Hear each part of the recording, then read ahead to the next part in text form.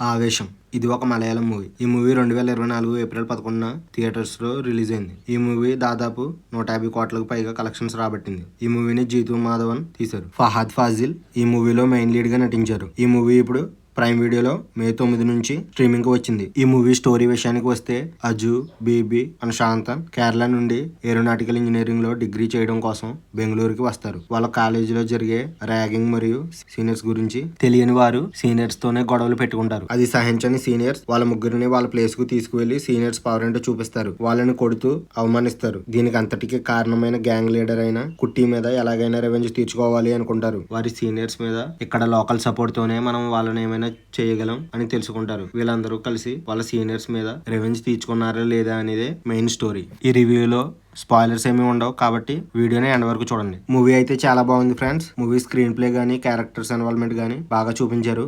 Main character అయిన Ranga introduction తరువాత movie పైన హైప్ పెరిగిపోతుంది. యాక్షన్ కామెడీ ఫిల్మ్ కావడం వల్ల మూవీలోని ఎమోషన్స్ క్యారెక్టర్స్ మనకి బాగా కనెక్ట్ అవుతాయి. సెకండ్ హాఫ్ లో అయితే రంగా వన్ మ్యాన్ ఆర్మీ లాగా మూవీని ముందుకు తీసుకువెళ్తాడు. ఈ మూవీ తర్వాత ఫహద్ ఫాజిల్ తీసిన ఏ యాక్షన్ మూవీ మనకు గుర్తుకు రాదు. ఫహద్ ఫాజిల్ అయితే యాక్టింగ్ అదరగొట్టేశాడు. ఈ కామెడీ యాక్షన్ కేటగిరీకి తగ్గట్టే మూవీ క్రేజీ ఎండింగ్ తో ముగుస్తుంది.